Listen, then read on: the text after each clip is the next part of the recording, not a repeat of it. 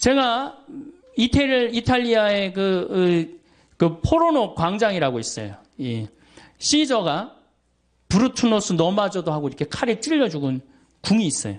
거기 이제 구경을 이렇게 가는데 그 앞에 수박 파는 청년이 있었어요. 이탈리아 청년이. 그래서 내가 수박을 먹으면서 어디서 왔냐고 그러길래 한국에서 왔다니까 자기는 한국을 너무 좋아한대. 네가 한국을 왜 좋아하냐 그랬더니 한국 여자가 우선 제일 예쁘대요. 그래서 좋대요. 두 번째, 자기는 이 한국 핸드폰을 너무 좋아한대요.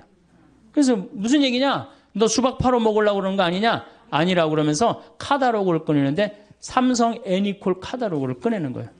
20만 원서부터 60만 원까지 쫙 갖고 있더라. 그때 제가 제일 좋은 애니콜을 갖고 갔었어요. 그래서 제가 그랬어요. 이게 제일 좋은 거다. 눈이 뒤집어지죠. MP3 되지, 캠코더 되지, 카메라 되지, 게임 되지, 텔레비전 되지. 여러분들 유럽, 프랑스, 파리 아이들이 귀족 아이들이 제일 받고 싶은 선물이 뭐예요? 우리나라 핸드폰이에요. 그만큼 애들 착하지. 세계에서 제일 착한 애들이 대한민국 애들이에요. 여러분들 어떻게 생각하세요? 세계에서 제일 착한 애들 대한민국 애들이라는 거? 이 미국 애들은 왕따를 당하면 어떻게 해? 콜로라도에서 그랬죠? 날 왕따를 시켜 교실에다 수류탄 던지고 총으로 다 쏴주고 17명을 죽었잖아요. 독일에서도 왕따 당한 아이가 총을 갖고 와서 한 명씩 부르고 죽였어요. 우리나라 애들은 왕따 당하면 어떻게 해요? 나 하나 사라지면 되지 뭐. 이러고 옥상에 올라가고 혼자 뛰어내린단 말이야. 학원 밤 10시까지 가라고 하면 학원 가지. 왕따 당하면 혼자 옥상에서 뛰어내리지. 애들 착하지. 물건 잘 만들지. 산에 나무 많지. 먹을 거 풍부하지. 국민들이 조금만 정신을 차리면요. 정말로 살기 좋은 나라 돼요. 여러분들 올해 5월 3일 날, 2일 날 우리나라가 몇 도까지 올라갔어요? 33도까지 올라갔어요. 여러분들 33도 언제 올라가 봤어? 한여름 7월 15일부터 8월 15일 요 한 달 동안 올라갔죠? 제가 이제 환경 이제 운동도 하고 환경 강의도 하고 17년 전에 제가 환경 얘기하고 다닐 때 6월 한 20일경에 30도 올라왔을 때 난리 났었어요.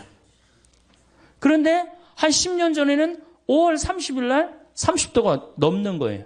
근데 지금은 5월 1, 2, 3에 30도가 넘어. 그런데 여러분들 우리나라에서 5월 달에 30도가 넘으면 놀랄 일이에요? 안 놀랄 일이에요? 근데 여러분들 막 뒤로 자빠져서 놀랐어요? 안 놀랐어요? 왜? 적응이 자꾸 되는 거예요.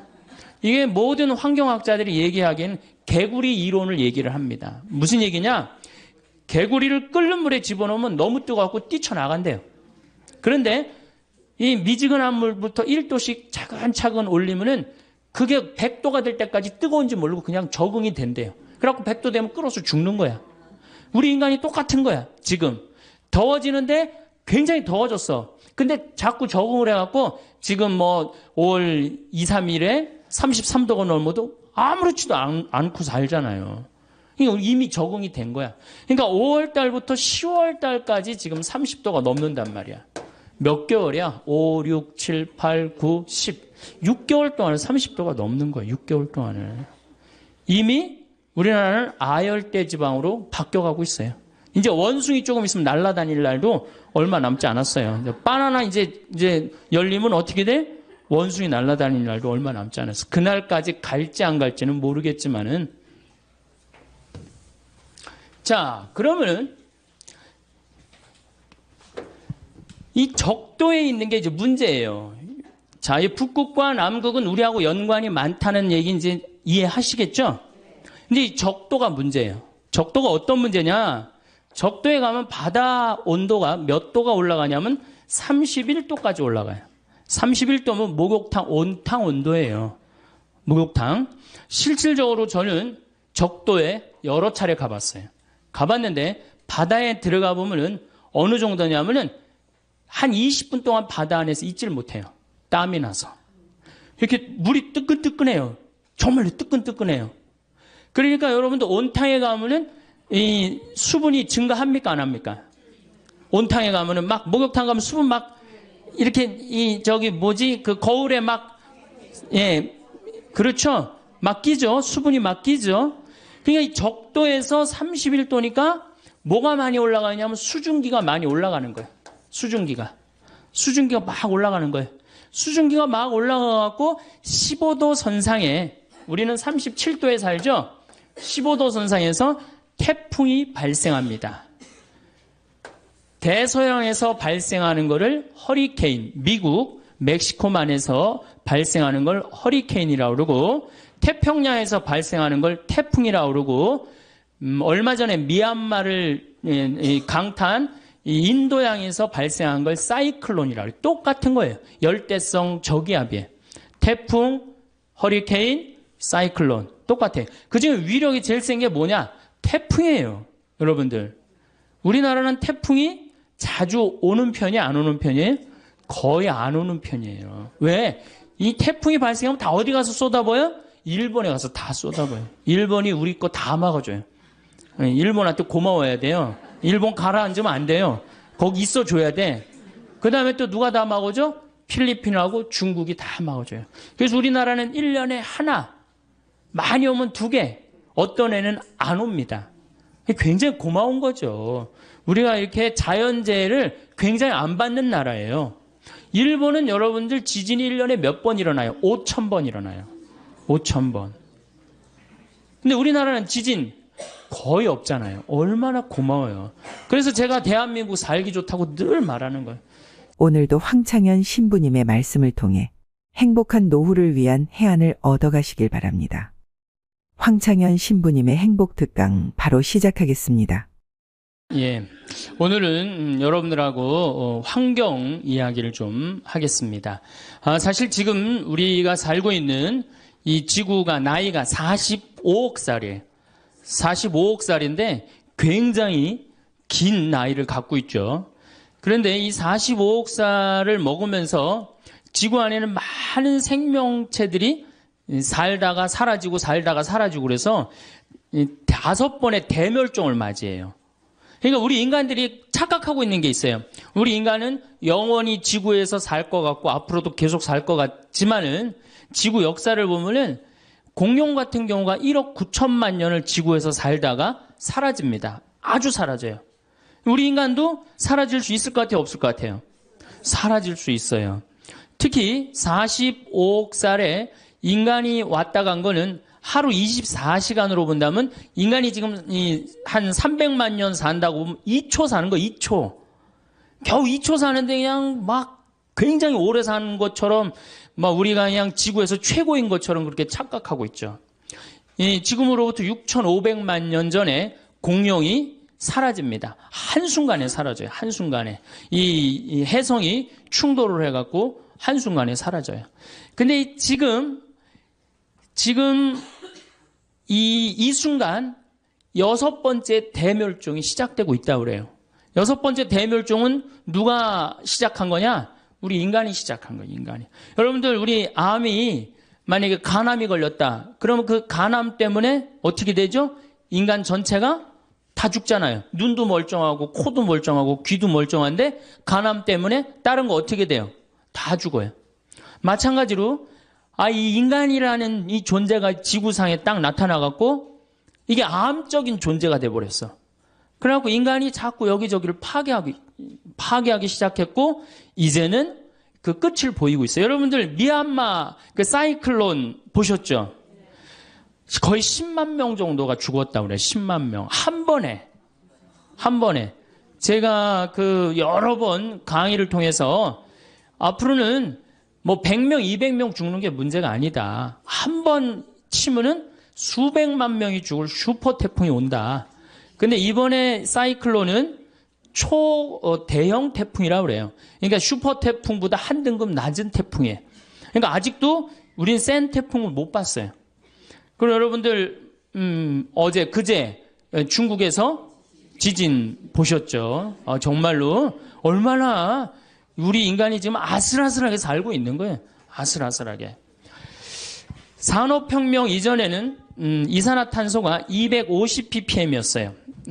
250ppm이라는 건 뭐냐면은 이 100만 개의 알갱이 중에 지금 이게 공기가 이렇게 있잖아요. 공기가 100만 알갱이 중에 이산화탄소가 250개 있는 거예요. 산업혁명 이전에. 그런데 산업혁명이 일어나고 난 다음부터 200년 동안 이산화탄소가 얼마까지 올라가냐면 380ppm까지 올라갔어요. 2006년을 기준으로 380ppm이 올라갔어요. 그런데 지난 60만 년 동안 이 지구가 빙하기도 오고 간빙기도 오고 따뜻해지기도 하고 춥기도 했는데 한 번도 300ppm을 넘은 적이 없어요. 한 번도. 그런데 지금 380ppm이 넘었다는 얘기는 뭐예요? 지금 멸망 한가운데 있다는 거예요. 근데 우리 인간이 왜 몰라요? 우리 인간이 굉장히 오래 사는 것 같지만은 어때요? 우리 사는 건 60년, 70년밖에 안 돼. 45억 년 중에 한순간에 멸망했다 그러면 100년, 200년 동안 진행되는 순간이 한순간이거든. 우리가 지금 그 한가운데 있는 거예요. 그런데 이제 이 380ppm이 됐단 말이야. 그런데 400ppm이 되면은 더 이상 날씨를 통제할 수가 없다 그래. 이미 뭐 IPCC라든가 세계 이 기후 변화 협약이라는 이런 여러 단체에서 뭐라고 그랬느냐? 이미 지구 기후는 우리의 우리의 통제를 벗어났다고 그래요. 그러면 1년에 2ppm씩 올라가는데 400ppm이 올라가려면 몇 년 올라가면 돼요? 400ppm 되려면 10년이면은 올라갈 거 아니에요. 10년. 그러니까 2016년이면 완전히 우리 통제를 벗어난다는 거예요. 그래서 2016년이면 인간을 포함한 많은 생물종들이 멸망할 수 있다는 거예요. 몇 년 남았어요? 이제 8년. 이제 8년 남았죠? 그제 우리 생태마을에서 가족 피정을 했었어요. 초등학교 1학년의 아이가 2016년에는 이제 다 망하고 없어질 거다. 그러니까 그 아이가 뭐라 그러냐면, 야, 대학 입시 안 봐도 된다. 막 그러더라고. 그러니까 걔는 지구가 망하는 것보다 대학 시험 보는 게 더 싫은 거예요. 지구가 망하는 것보다 대학 시험 보는 게 더 싫은 거예요. 어쨌든, 그러면은 이게 이산화탄소가 줄어들어야 되는데, 이산화탄소라는 건 뭐냐면 태양빛 하나 오면 하나를 붙잡고 있어요. 2개 오면 2개를 붙잡고 있고. 그러니까 태양빛을 붙잡고 있으니까 점점 지구가 뜨거워지는 거거든. 그런데 산업혁명 이전에는 250개밖에 없었는데 지금은 380개란 말이야. 그러니까 태양빛 붙잡는 게 몇 개가 늘은 거예요? 130개가 늘어난 거 아니에요. 그런데 지금 이제 400ppm이 되면은 150개로 늘어나는 거예요. 그러니까 태양빛이 점점 더 지구에 가득하니까 지구는 뜨거워질 수밖에 없죠. 그러니까 이산화탄소가 줄어들어야 되는데 이게 줄어들 기미가 안 보여요. 왜 줄어들 기미가 안 보이느냐? 250ppm에서 380ppm까지는 누가 올렸느냐? 미국, 일본, 유럽 선진국들이 올렸단 말이에요. 근데 그 인구가 얼마냐면 7억 명이야. 근데 이제 380ppm에서 400ppm이 될 때 누가 올리느냐? 브라질, 러시아, 인도, 차이나 이 네 나라가 보통 올리는 게 아니에요. 이걸 유식한 말로 브릭스 4개국이라고 그래요. 그럼 브라질이 인구가 얼마냐? 여긴 7억인데 브라질이 1억 8천. 러시아가 얼마냐? 1억 6천. 인도가 얼마냐? 11억. 중국이 얼마냐? 13억. 그러니까 27억 명이 이제 석탄, 석유를 태워 없애는 거예요. 여러분 이산화탄소가 줄어들겠어요? 늘어나겠어요? 당연히 늘어나죠. 그러니까 우리 미래가 희망적이기보다는 절망적이라는 거예요. 점점 이산화탄소가 늘어나면 지구는 점점 뜨거워지는 거죠. 이게 2016년이면 우리 통제를 벗어난다는 거예요. 몇 년? 정말로 안 남았죠? 이제 8년 남은 거, 8년. 그 아이가, 야, 대학 시험 안 봐도 된다. 그럴 정도로. 그런데 이 브라질이 석유가 엄청나게 많습니다. 새로 또 330억 배럴이 발견이 돼요. 지금. 그래갖고 거의 세계 2위, 3위를 브라질이 다투고 있어요. 그 다음에 러시아도 석유가 굉장히 많고, 중국도 석유가 많아요. 인도만 석유가 좀 부족해요. 어쨌든 이 네 나라가 태워 없애니까 이산화탄소가 점점 늘어나요. 이거 얼마나 뜨거우냐? 작년에 여러분들 북극이 캐나다 퀸즈 대학이라는 곳에서 연구를 했는데 북극이 온도가 몇 도까지 올라가느냐 하면은 아무리 많이 올라가야 5도 올라가는 데인데 몇 도 올라가냐면 작년에 22도 올라갔어요. 22도. 그러니까 여러분 한번 생각해 보세요. 북극의 얼음이 막 녹을 것 같아, 안 녹을 것 같아요? 그래서 작년에 3분의 1이 녹았어요. 그래서 일본은 유럽을 가는데 이제는 어디로 가요? 옛날에는 이렇게 인도로 해서 돌아서 갔는데 지금 북극으로 바로 유럽을 가면 굉장히 가까워지잖아요. 그래서 북극의 항로를 개척을 할 계획을 갖고 있다는 거예요. 북극의 얼음이 녹는 것뿐만 아니고 심각한 문제는 뭐냐면은 시베리아의 얼음이 만년설이 녹는 거예요. 시베리아. 이 북극하고 남극 얘기를 좀 할게요. 시베리아 얘기는 조금 이따 하고 북극하고 남극 얘기를 좀 하면은 지구가 이렇죠? 동그랗죠? 북극의 얼음, 남극의 얼음. 이게 북극과 남극의 얼음은 여러분들하고 아무 상관없는 게 아니에요. 북극이 머니까, 남극이 머니까 나하고 아무 상관이 없는 게 아니고 북극이 있기 때문에, 남극이 있기 때문에 내가 사는 거예요. 북극과 이 지구는 하나도 쓸데없는 게 하나도 없어요. 왜 북극과 남극 때문에 우리가 사느냐? 북극의 흰 설원, 남극의 흰 설원은 태양빛을 어떻게 해주죠? 반사시켜줘요. 여러분들 여름에 흰 옷 입으면 어때요? 시원하죠? 까만 옷 입으면 어떻게 돼요? 덥죠? 똑같아요. 이 북극의 흰 눈과 남극의 흰 눈은 태양빛을 반사시켜줘요. 그래서 북극과 남극을 뭐라고 부르느냐면 지구 자동 온도 조절 장치라고 그래요. 알아서 지구를 온도를 조절해 주는 거예요. 얼마나 고마워요. 근데 이게 다 녹아 없어졌어. 그래갖고 까만 땅이 나와. 남극도 자꾸 녹아 없어요. 까만 땅이 나와. 그럼 태양열을 어떻게 해요? 그대로 받아들이는 거예요. 그러니까 온도가 완전히 급상승을 하는 거예요. 지금 급상승을 하고 있고 실질적으로 다 녹아 없어져요. 다 녹아 없어져. 근데 이 시베리아가 또 굉장히 넓은 흰 설원이에요. 근데 이 시베리아가 지금 녹아갖고 어떻게 돼? 까만 땅이 나오는 거예요. 그래서 여러분들 땅 투기 하고 싶으면 어디다 하면 제일 좋아요? 시베리아 하면 제일 좋아요. 왜냐하면 지금 다 초지로 바뀐대. 그래갖고 앞으로 2030년에 세계에서 제일 살기 좋은 나라 러시아가 된다는 거예요. 러시아. 그러니까 이제 쓸데없이 뭐 강남, 강북 이런 데다 땅 투기하지 말고 헬려면 제대로 하세요. 좀 세게. 어디다 해? 시베리아. 지금 러시아는 많이 오픈을 하고 있어요. 예, 오라고. 우리나라로 와서 농사도 지라고 그러고. 예. 근데 문제는 시베리아의 흰 설원이 녹으면 여기가 이제 영구 동토층이라고 그래. 그동안 얼어갖고 여기 위에다가 집도 짓고 뭐 위에다가 건물도 많이 졌는데 지금 녹아 없어져갖고 무너져요. 그런데 여기 흰 눈 밑에 뭐가 들어있느냐? 동물 썩은 게 잔뜩 들어있어요. 식물 썩은 게, 나무 썩은 게 잔뜩 들어있는데 그걸 뭐라고 그러냐면은 메탄이라고 그래요. 메탄. 근데 이산화탄소는 메탄을 하나 붙잡는데 메탄은 태양열을 20개 붙잡아요. 이 메탄이 얼마가 여기 저장되어 있느냐? 5천억 톤이 저장되어 있어요. 5천억 톤. 그러니까 이게 또 막 올라오면은 작년에도 거기 이렇게 녹은 데다가 불을 이렇게 대니까 메탄이 여러분들 소, 방구 이런 거잖아요. 그게 불이 타더라고요. 그만큼 메탄이 많은 거예요. 그러니까 이게 희망적인 것보다는 절망적인 게 더 많은 거죠. 세계에서 제일 살기 좋은 나라 어느 나라예요? 대한민국. 대한민국.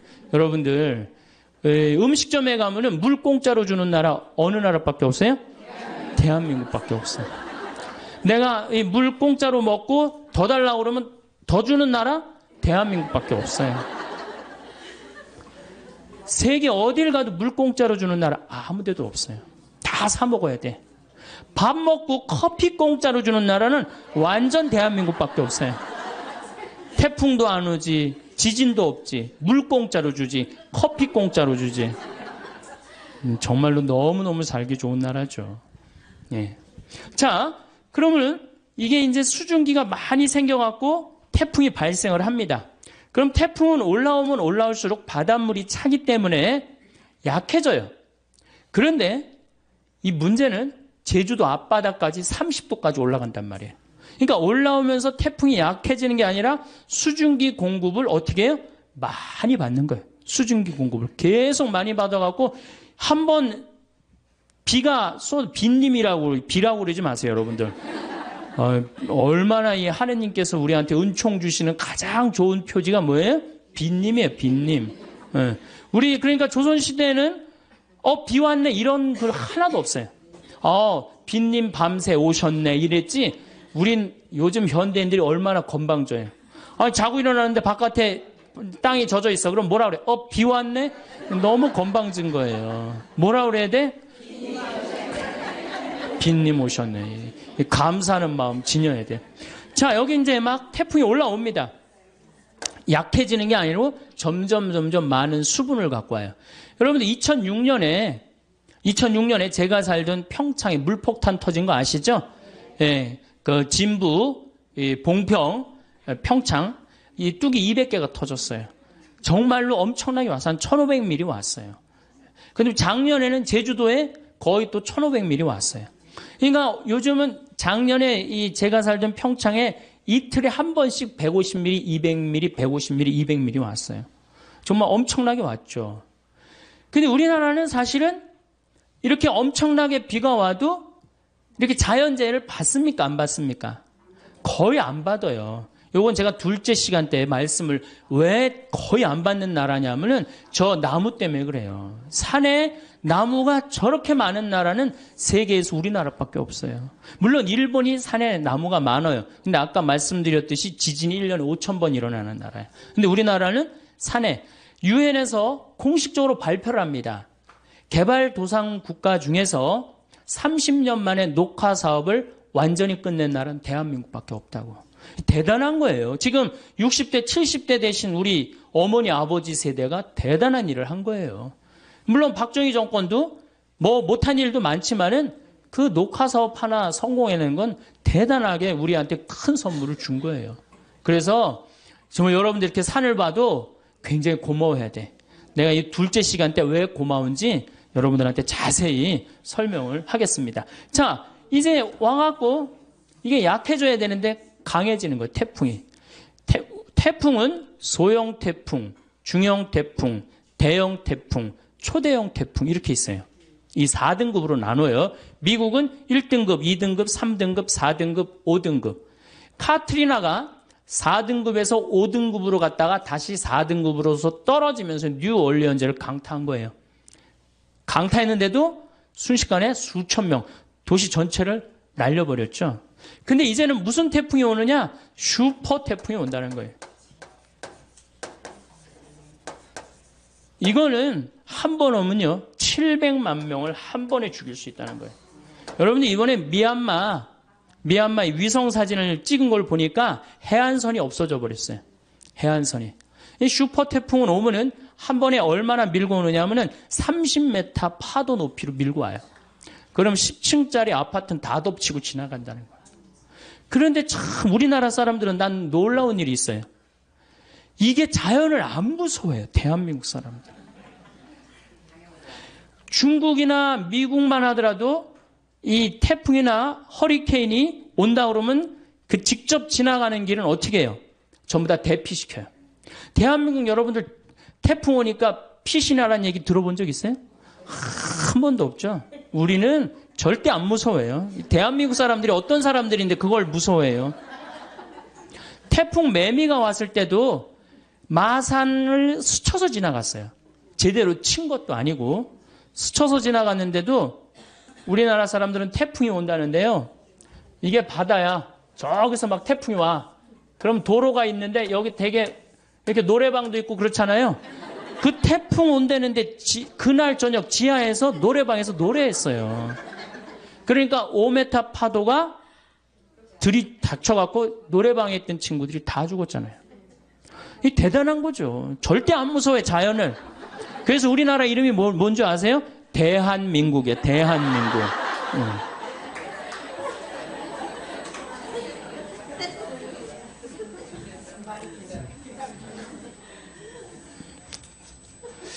그런데 이렇게 지구가 뜨거워지는 결정적인 이유는 석유하고 석탄 때문이에요. 그렇죠? 석유하고 석탄을 너무 많이 떼갖고 지금 우리가 이렇게 뜨거워지고 있는 거예요. 근데 우리나라는 석유하고 석탄이 납니까? 안 납니까? 안 나죠? 근데 우리나라 사람들은요, 우리 자신이 산유국인 줄 알고 살아요. 우리나라 사람들 석유 쓰는 걸 보면요, 내가 산유국인 양 써요. 우리나라가 에너지 사용량이 100이면은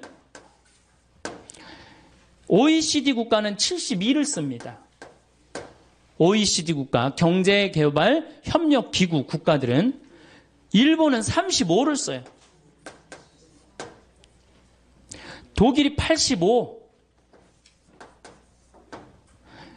미국이 75, 프랑스가 81, 우리나라는 100을 써요. 그러니까 얼마나 많이 에너지를 쓰는 거예요. 겨울에 보면 나는 겨울철에 제일 꼴보기 싫은 사람이 누구냐면 반팔 입고 돌아다니는 여자들. 제일 꼴보기 싫어요. 방에 보일러 떼나가고 너무 더워갖고 어떻게 하는 거야? 반팔 입고. 여러분들 유럽에 가보면요, 겨울에 다 어떻게 하고 있어요? 다 옷 입고 담요 다 덮고 있어요. 온도 안 올립니다. 에너지 절약한다고. 독일은요, 우리나라하고 똑같이 석유가 한 방울도 안 나요. 독일은. 그래서 70년대 오일 쇼크를 받고 독일이 내린 결론이 뭐냐? 에너지 절약이에요. 우린 절약해야 된다. 그래갖고 이 독일이 얼마만큼 절약을 했냐면 에너지의 45%까지 절약을 해요. 우리나라도 지금 에너지 절약에 들어가면은 그렇게 충분히 할 수 있어요. 근데 우리나라 사람 지금 정신을 내가 보니까 못 차려. 독일은 차가 막혀. 그럼 어떻게 하냐면 다 시동 끄고 내립니다. 시동을 끄고 다 내리고 그냥 밀고 가요. 대화하면서. 석유 아낀다고. 근데 우리는 차 막히면 어떻게 해요? 에어컨 켜놓고 차 안에서 꼼짝 안 하고 있잖아요. 그 수많은 차들이 그냥 저기 영동고속도로, 경부고속도로, 무슨 뭐 서해안고속도로 꽉 채우고. 생각을 해보세요. 이 조그만 나라에 자동차가 1600만 대가 있어요. 1600만 대. 지금 중국이 얼마냐? 3000만 대밖에 없어요. 13억이 3000만 대를 쓰는데 4500만이 1600만 대를 써요. 그래도 잘 먹고 잘 사는 거 보면 신기하지 않아요? 저는 신비해요, 신비. 대한민국이 이렇게 넉넉하게 먹고 사는 거 신비해요. 그 다음에 밤에 나가보면요, 내가 서울에 오면 정신을 못 차려요. 밤에 밤강에 오면은요, 이건 라스베가스 저리 가라요. 번쩍번쩍해요. 여러분들, 제가 유럽에 여러 번 가봤는데, 유럽에 가보면 밤이 깜깜해요. 다 그 시간에 뭐예요? 다 집에 들어가 있어요. 우리나라는 밤만 되면 다 나와. 밤만 되면 다 나와갖고 그냥 그 밤새. 그리고 여러분들 그 도시의 그 유럽의 밤, 파리의 밤, 뭐 로마의 밤은 어두컴컴해요. 진짜로 어두컴컴해. 근데 우리는 내가 그 사당동 요새 강의 그쪽에 많이 나가는데 그 사당동 거기 보면요, 번쩍번쩍번쩍해요. 낮인지 밤인지. 그러니까 우리가 산유국인 줄 알고 산다니까. 여름에는 에어컨을 너무 많이 떼갖고 어떻게 해요? 냉방병에 걸리고. 겨울에는 너무 뜨겁게 해서 반팔 입고 다니고. 이 제정신이에요? 제정신 아니에요? 이 제정신 아닙니다. 우리나라 사람들이요, 정말로 정신 차려야 돼요.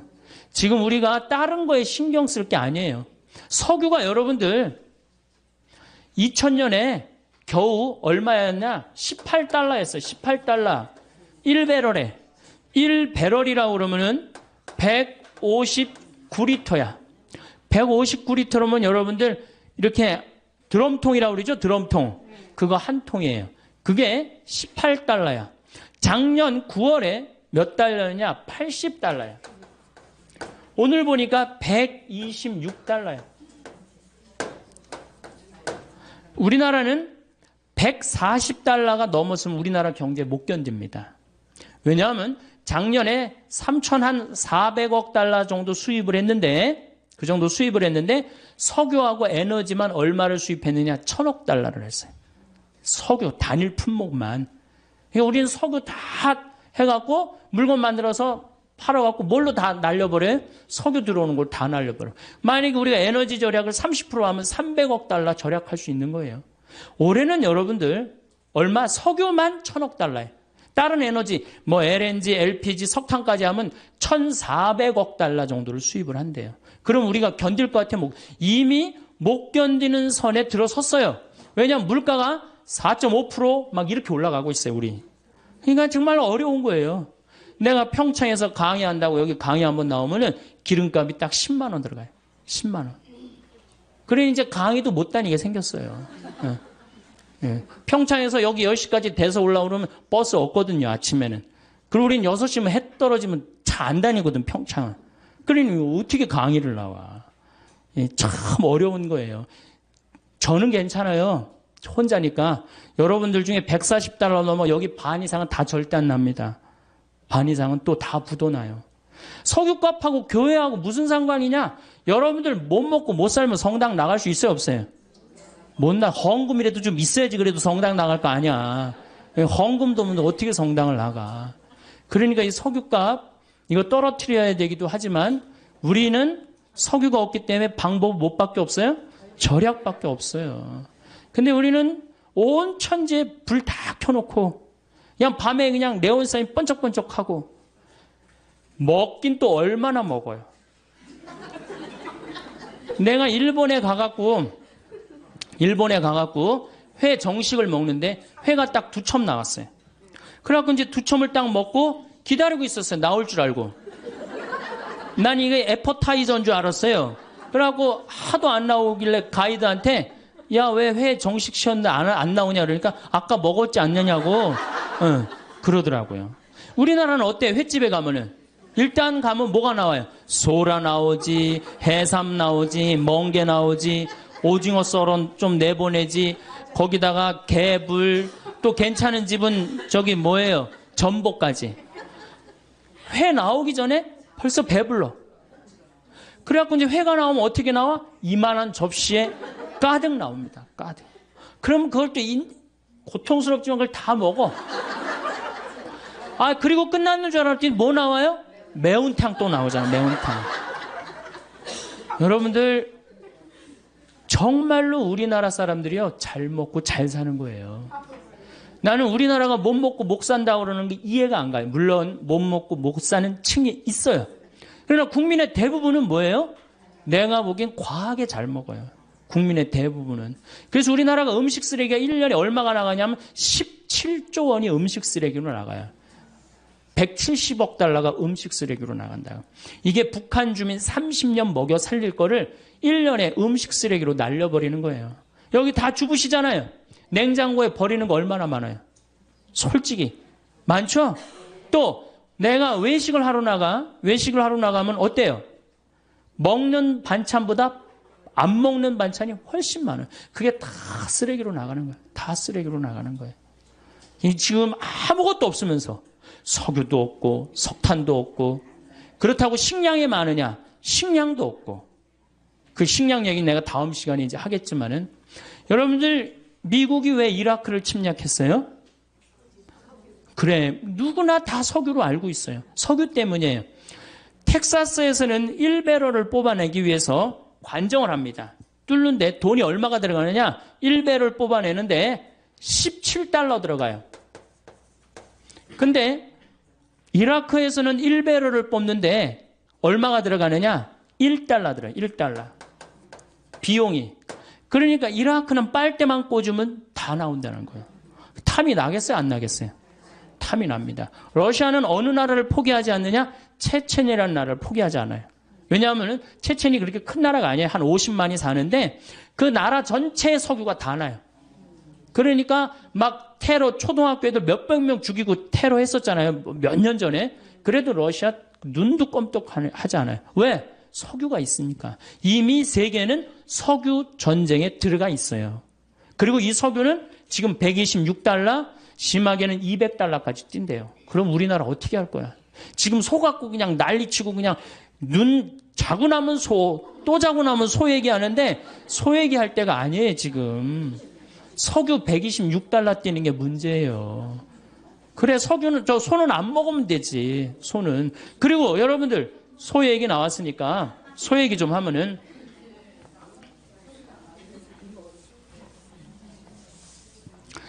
소고기 먹는 게요, 반환경적이에요. 왜 그러냐면은, 20개월, 30개월 된 소 먹잖아요. 소가 한 번 먹으면 얼마나 먹겠어? 그거를 20개월을 소가 먹어. 그러면 그 소가 먹는 거, 콩이나 옥수수나 이런 거 소가 먹거든요? 그럼 그 우리가 먹으면 어때? 사람이 먹으면. 훨씬. 그러니까 내가 소고기 1인분을 먹으면은 20명분을 먹는 거하고 똑같은 거예요. 후진국 사람들 20명분을 먹는 거하고 똑같은 거예요. 그러니까 고기를 많이 먹으면 많이 먹을수록 반환경적이야. 가능한 한 뭘 먹으면 좋아? 야채를 많이 먹으면 좋아. 야채. 채소 종류. 예. 이걸 많이 먹는 게 오히려 환경적이다. 그래서 고기를 먹으면 지구 환경을 파괴하는데 일조하는 거다. 이렇게 생각하시면 돼요. 그래서 청국장, 된장, 간장 이런 거하고 밥, 현미밥하고 먹는 게 최고 좋은 거예요.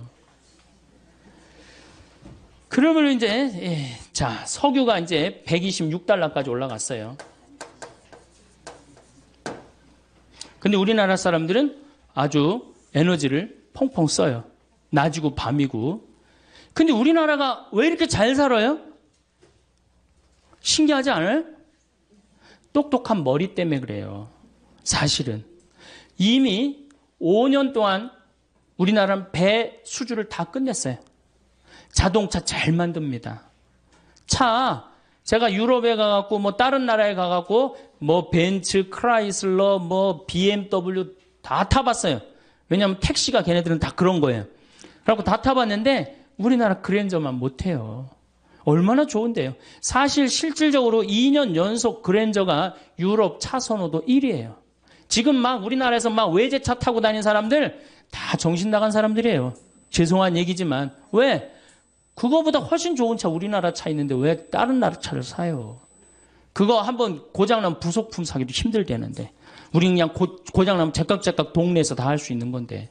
우리나라 차 좋습니다. 차 잘 만들죠. 배 잘 만들죠. 핸드폰 잘 만들죠. 핸드폰. 제가 항상 하는 얘기지만 이 핸드폰 하나로 300억 달러를 수출해요. 저는 우리나라 사람들 대단하다고 생각해요.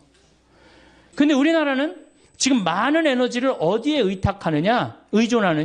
원자력 발전소에 의존을 합니다. 우리나라가 지금 원자력 발전소가 16기가 돌아가요. 16기. 근데 지금 전기의 40%는 원자력에 의존하는 거예요, 우리나라가. 1986년 4월 26일 날, 벌써 22년 전 얘기죠. 이 소련이죠. 소련의 이 체르노빌 원자력 발전소가 터집니다. 기억나시죠? 예. 그때 터졌을 때 30만 명이 죽었어요. 그리고 지금도 500만 명이 고통을 호소하고 있다고 그래요. 한 번 터지면 반경 100km 못 살아요. 그리고 이 체르노빌 원자력 발전소 터져갖고 어떻게 그 방사능을 처리할 수가 없어갖고 지금 콘크리트로 막아놨어요. 근데 아직도 끓고 있다고 그래요. 10만 년 동안 끓는다고 그래요. 10만 년 동안. 방사능이 그 안에서. 근데 우리나라는 이게 남쪽에 16개가 지금 돌아가고 있어요. 물론 이게 에너지가 없는 나라에서 원자력은 매력이 있습니다. 그렇지만 방사능 폐기물, 여러분 핵 폐기물 얘기 많이 들었죠?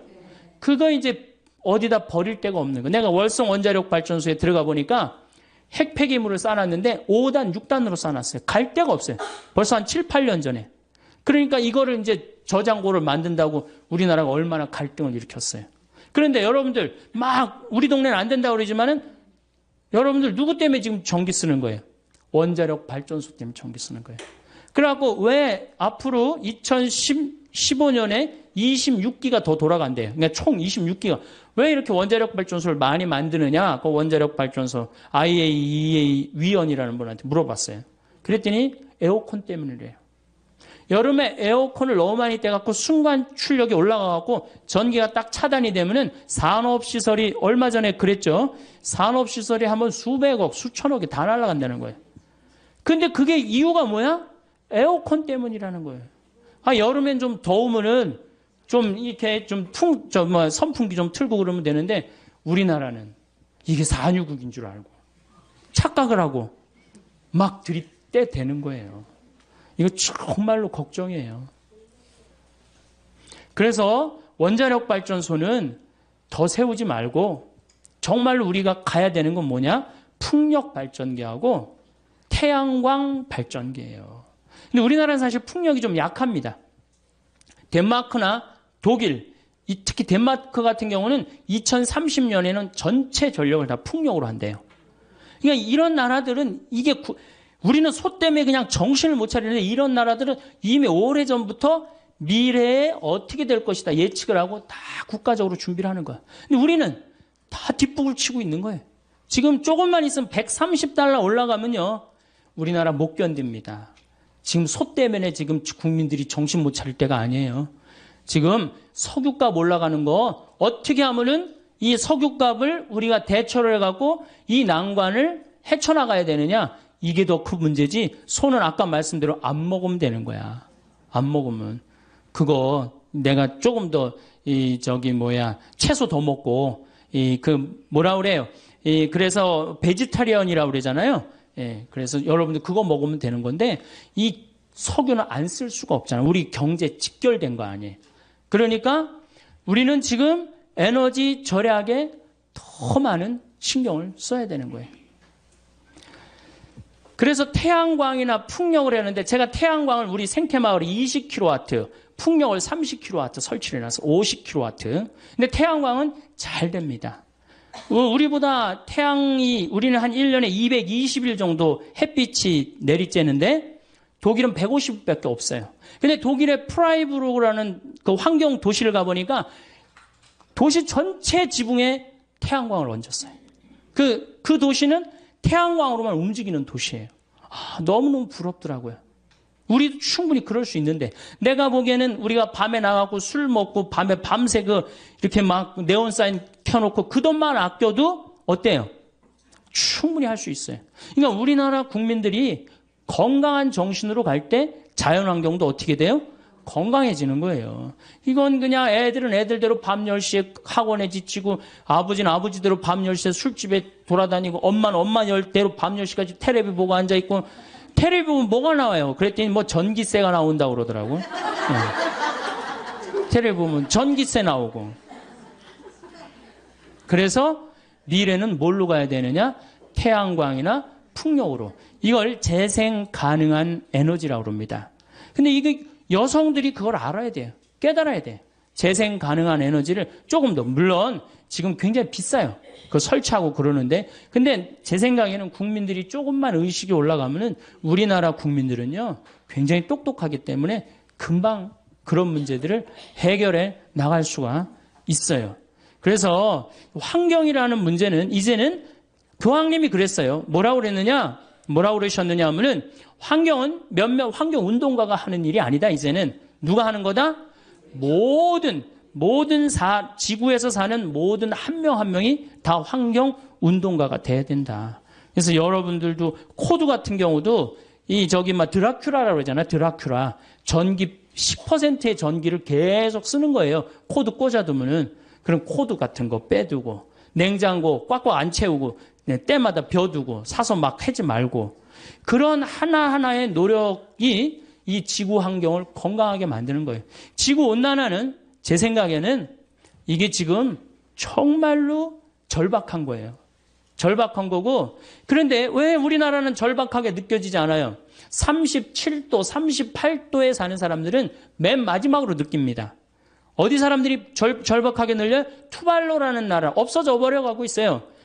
남태평양에 있는 섬나라인데 9개 섬으로 돼 있는데 2개 섬이 없어져 버렸어요. 물에 잠겨갖고. 이게 해수면이 높아져갖고. 그 다음 벵골만이라고 이 방글라데시 앞에 이 굉장히 넓은 이 섬인데 반 이상이 잠겨버렸어요. 문선은 있는데 뭐가 없어? 땅 문선이 있는데 다 어디에 잠겨버렸어? 바다에 다 잠겨버렸어요. 이게 전부 다 극지방, 북극, 남극, 적도는 고통스러운데 우리는 맨 마지막에 오는 거예요. 맨 마지막까지 시집가고 장가가고 먹고 마시다가 하느님이 홍수를 내리칠 때 노아 방주에 몇 명밖에 못 들어갔듯이 우리도 정신을 못 차리면 그렇게 되는 거예요. 지금 다른 데 정신 집중할 때가 아니에요. 정말로 정신 집중할 때는 환경, 지구온난화. 그런 주부가 할 일이 뭐냐? 주부가 할 일이 가장 큽니다. 여러분들의 에너지를 가장 많이 쓰는 분들 중에 한 분이에요. 가정 에너지. 그래서 그 에너지를 줄이는 역할을 이제는 정말로 공부를 해가면서 하나하나 개척을 해나갈 때, 또 실천을 해나갈 때 지구 환경은 아름답게 보존이 될 거라고 생각을 합니다. 이제 10분 쉬었다가 또 식량 에너지에 대한 얘기를 또 하도록 하겠습니다. 예, 감사합니다.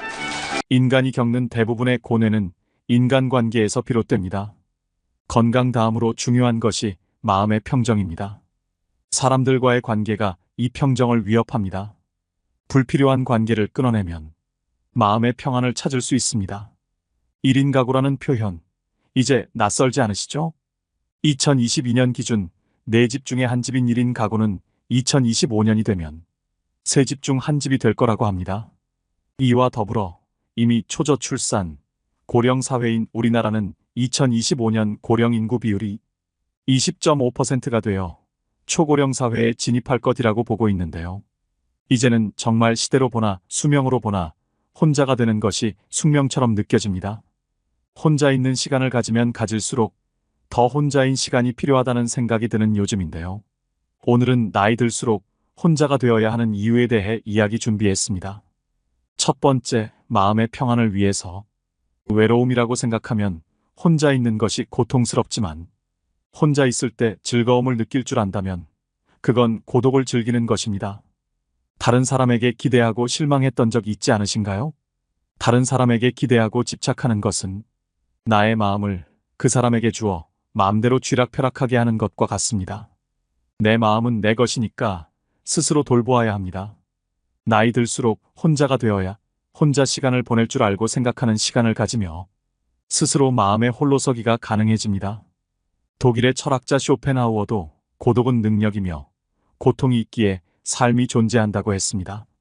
처음엔 외로움이 고통스럽게 느껴지더라도 고독을 즐길 줄 아는 능력을 기르면 혼자 있는 게 더 이상 괴롭지 않고 얼마나 행복한 것인지 깨닫게 되는 것은 물론 내 마음이 단단해지고 편안해집니다.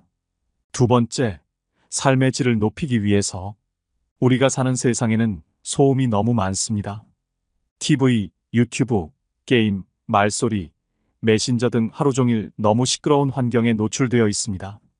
이렇게 무방비하게 노출된 소음은 내가 스스로 생각하는 걸 멈추게 합니다. 생각하는 걸 멈추고 스스로를 들여다보지 못하며 어떻게 될까요? 스스로 아무것도 하지 못하고 내면에 자리 잡은 나의 두려움과 마주하지 못하게 됩니다. 있는 그대로의 나를 수용하지 못하게 되는 거죠. 반면 혼자만이 시간을 보내고 내면의 힘을 키운 사람은 나의 내면에서 말하는 것이 진짜 나임을 알 것입니다. 그래서 혼자 있어도 고통스럽지 않고 편안하고 행복하게 즐길 수 있게 됩니다. 누군가 자신을 챙겨주길 바라는 대신 자신이 배우고 싶은 것을 배우고 새로운 것에 도전하며 삶의 활력을 찾습니다. 이처럼 혼자 있는 능력, 내면의 힘을 가꾸는 것은 자신의 힘을 키우고 삶의 질을 높이는 길입니다. 계속 누군가와 함께 있거나 누군가를 만나는데 시간을 보내다 보면 함께 있는 그 사람에게 대부분의 시간을 써야 합니다. 그 사람과 함께하는 활동이나 대화하는데 집중을 해야 하니까요. 그럼 내가 뭔가를 배우고 나 스스로 몰입할 시간이 줄어듭니다. 혼자 있는 시간이 있어야 무언가를 배울 수 있고 무언가에 대해 생각할 수 있고 무언가에 몰입하게 됩니다. 만약 배우고 싶은 것도 없고 몰입하는 것도 어렵다고 하시는 분이 계신다면 더더욱 혼자 있는 시간을 꼭 가지시기를 권하고 싶습니다. 혼자 시간을 가지면서 조금이라도 관심 있는 것들을 시도해봐야 내가 뭘 배우고 싶은지 알 수 있습니다. 몰입 또한 연습을 하면서 자주 해봐야 잘할 수 있고요. 두려워하지 마시고 혼자 시간을 보내보세요. 저희 어머니께서는 혼자 계시기 시작하면서 기분도 오르락내리락 자주 변하고 저한테 의지를 많이 하신다고 느꼈었는데요. 요즘은 그림도 배우시고 PT도 다니시면서 늘 기분도 좋은 편이시고 에너지도 넘치십니다. 새롭게 배우는 것들이 어머니께 삶의 활력이 되고 있다는 게 느껴져요. 저한테 의지하시는 것도 조금 줄었다고 느끼고요. 혼자 잘 지내는 것은 나의 행복과 삶의 질에 정말 큰 영향을 미칩니다. 세 번째, 진짜 소중한 사람만 남기기 위해서 나이가 들다 보면 자연스럽게 만나는 친구가 줄어듭니다. 처음에는 인간관계가 줄어드는 것 같아 서글프게 느껴지지만 조금 지나고 생각해보면 그리 아쉽지 않게 느껴지신 적이 있으실 겁니다. 꼭 내가 친하게 지내고 싶고 계속 만나고 싶은 사람은 만나기 때문이죠. 그렇지 않은 사람만 나이 들수록 조금씩 멀어지게 됩니다. 혼자 시간을 보내려고 하다 보면 저절로 불필요한 인간관계가 많이 줄어듭니다. 혼자 있는 시간의 소중함을 알게 되기 때문에 꼭 만나고 싶은 사람만 만나고 그 외의 시간은 혼자 있으려 하기 때문이죠. 그래서 혼자 있어봐야 진짜 내가 만나고 싶은 사람이 누구인지, 진짜 나에게 소중한 사람이 누구인지 알게 됩니다. 그럼 사람을 만나면서 드는 비용 또한 줄어들겠죠? 혼자인 시간을 즐길 줄 알게 되면 나에게 소중한 사람이 누구인지 선명해질 뿐만 아니라 돈도 시간도 아낄 수 있습니다. 네 번째, 혼자 지낼 줄 모르면 주변 사람을 힘들게 한다. 자신의 외로움과 두려움을 채우기 위해 주변 사람들에게 집착하게 됩니다. 심지어 나를 갉아먹는 사람들에게 조차 집착하게 됩니다. 자신의 외로움과 두려움을 스스로 극복하지 않고 타인에게 지나치게 의존해 해결하려고 한다면 자신과 타인 모두가 괴로워질 것입니다. 상대방에게 휘둘리거나 이용당하기 쉬울 뿐만 아니라 지나친 집착으로 가족이나 친구를 괴롭게 만들 수도 있습니다. 가족도 친구도 다 소용없다, 인간관계가 힘들다라고 말하지만 어쩌면 스스로 힘든 인간관계를 자초하고 있을지도 모릅니다. 혼자 시간을 보낼 줄 모르면 누군가의 사랑과 관심을 애걸복걸하게 됩니다. 작은 것에도 예민하게 반응하고 섭섭해하며 남이 챙겨주기를 끊임없이 기대하고 요구하게 됩니다. 혼자 밥 먹을 줄을 몰라 누가 챙겨주기를 바라고 만날 때마다 신세한탄만 한다면 어떨까요? 주변 사람들과 가족들은 점점 지쳐갈 것입니다. 이런 일이 반복되면 상대방과의 갈등은 커질 수밖에 없고 서로가 관계의 불편함을 느끼게 됩니다. 결국 혼자가 되는 방법을 모르는 사람, 타인에게 지나치게 의존하는 사람 곁에는 아무도 남지 않게 되는 것입니다. 외로움을 피하려다가 더 외롭고 괴로워지는 것이죠. 영국 정신분석가 앤서니 스톤은 인간이 불행은 고독할 줄 모른 데서 온다고 말했습니다. 혼자가 되는 것이 나쁜 것만은 아닙니다. 자신을 위해 할 수 있는 일들이 너무나 많습니다. 여러분은 자신의 두려움을 타인에게 의존해 해결하지 않으셨으면 좋겠습니다. 스스로 두려움을 극복해 삶을 발전시키고 행복해지시기 바랍니다. 다섯 번째, 좋은 인간관계를 유지할 수 있습니다. 역설적이게도 좋은 인간관계를 유지하기 위해 혼자만의 시간을 잘 보내는 것이 중요합니다. 혼자가 되기를 두려워하고 피하려고만 하는 사람은 남들의 기준에 끌려다니거나 지나친 집착으로 자신과 타인을 힘들게 합니다. 하지만 혼자 되기를 받아들이고 고독을 즐길 줄 아는 사람은 자신의 삶을 발전시키며 살아가게 됩니다. 외로움과 고독은 비슷한 단어처럼 보이지만 사실은 큰 차이가 있습니다.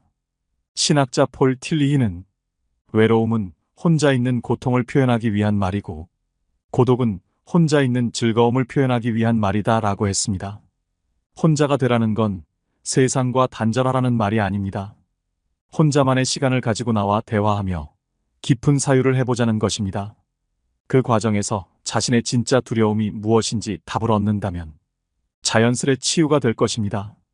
무엇보다 이렇게 혼자 있는 능력을 키운 사람은 관계에 대한 실망과 집착에서 자유로워집니다.